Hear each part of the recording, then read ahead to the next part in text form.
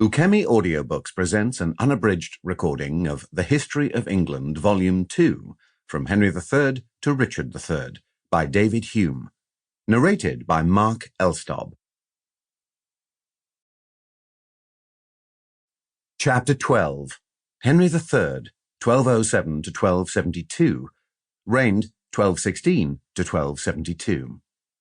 Settlement of the government, general pacification, death of the Protector, some commotions, Hubert de Burgh displaced, the Bishop of Winchester minister, King's partiality to foreigners, grievances, ecclesiastical grievances, Earl of Cornwall elected King of the Romans, discontent of the barons, Simon de Montfort Earl of Leicester, provisions of Oxford, usurpation of the barons, Prince Edward, civil wars of the barons, reference to the King of France, renewal of the civil wars, Battle of Lewes, House of Commons, Battle of Evesham and death of Leicester, settlement of the government, death and character of the king, miscellaneous transactions of this reign.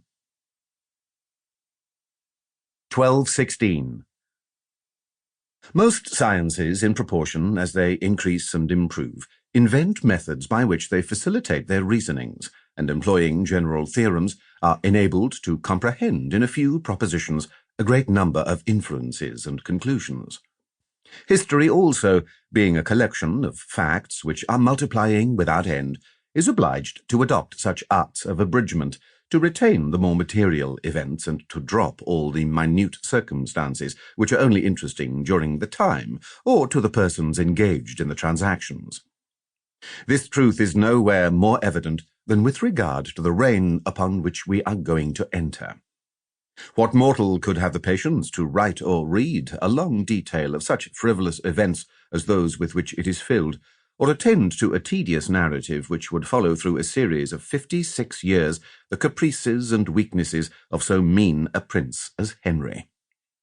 The chief reason why Protestant writers have been so anxious to spread out the incidents of this reign is in order to expose the rapacity, ambition, and artifices of the court of Rome, and to prove that the great dignitaries of the Catholic Church, while they pretended to have nothing in view but the salvation of souls, had bent all their attention to the acquisition of riches, and were restrained by no sense of justice or of honour in the pursuit of that great object. But this conclusion would readily be allowed them, though it were not illustrated by such a detail of uninteresting insight. Sample complete. Ready to continue?